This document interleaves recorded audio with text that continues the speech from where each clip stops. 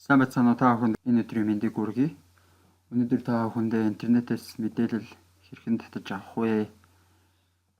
Түүнийг өөрийнхөө баримт материалд хэрхэн ашиглах вэ гэдэг бяцхан хичээлийг орё.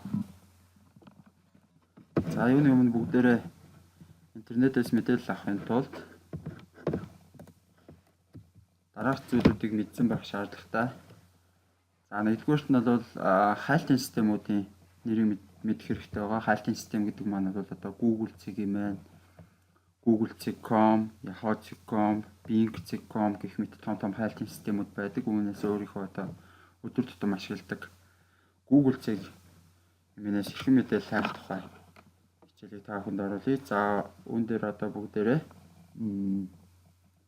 за ямар мэдээлэл хайх вэ? За номын тухай гэдэг мэдээллийг хай. Номын тухай. За онч мэрэгэн үгс. За номын тухай онч мэрэгэн үгс гэдэг хай. За номын тухай онч мэрэгэн үгс гэдэг хайхаар за Google.com нь болохоор ерөнхийдөө та бүхний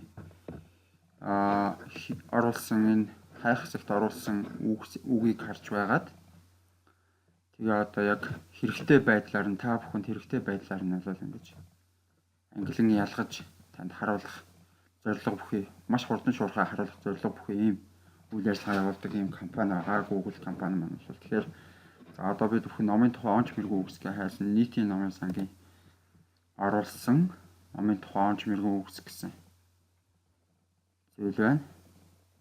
За энийг ороод үзье.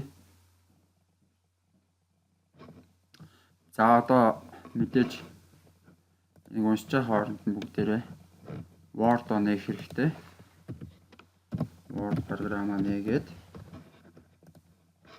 програмаа нээгээд за одоо эндээс номын тухай онч мэрэгэн үгс гэдэг. За энд гараад ирж байна. За нэлээд хэдэн номын тухай онч мэрэгэн үгс байна. За бүгдийг идэвхжүүлээд копидод баруунаа дарж копидод за тэгээд Word дээр пастын. За 3 төрлөөр паст хийж болно. За эхлээд бол keep source formatting гэдэг. За энэ маань бол ерөөхдөө яг одоо тэр байсан байдлаар нь одоо энэ харагдаж байна тийм ээ. Яг энэ вебсайтн дээр хэрхэн энэ форматлагдаж одоо хэлбэршүүлэгдэж тавигдсан байна гэдгээр нь яг тэргээр нь гаргана. За merge formatting гэдэг бас мөн адил тэр форматыг дуурайна. Гэхдээ заримдаа бол энэ нь зураг нь их ордгоо байгаа merge formatting. Энэ нь бол шууд зургийг хуулаад оруулна. Энэ болохоор зөвхөн merge formatting гэхээр хуулаад тавьж байна гэсэн үг.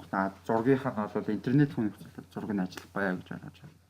За энэ бол шууд одоо дан үсгүүдийн хуулаад оруулчихж байгаа. За тэгэхээр keep text only гэдэг. За зөвхөн текстийн ашиг харуулаад ингээ оруулчихъя. За тэгээд энэ юуг нь арилгаад за ном бол ерөөлийг бэлгааж өөрөө дунддаггүй. За ингээд бичсэн юмнуудыг за энэ дунд орцсон байгаа зүйлүүдийн хэрэггүй зүйлүүдийн бол арилгах нь энэ бол нөгөө зургнуудынх нь нэрсүүд буюу линкүүд байна. За эднийг нь арилгаад за ингээд бидний интернетээс документ файлыг одоо текстэн файлыг татаж аваад өөрийнхөө файлд ашиглах. Энэ арга маань бол ингээд болж байна. За одоо энэ дээр одоо Word дээр бүгдээрээ ажиллаад жижиг форматууд буюу тохиргоонууд хэлбэршүүлэлтүүдийг хийгээд за тэгээд өөрийнхөө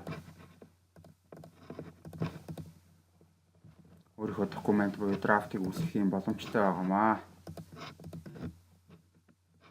За тэгээ өнөөдрийн хичээл энэ түрээд өндөрлөж байна. Анхаарал хандуулсан та бүхэнд баярлалаа.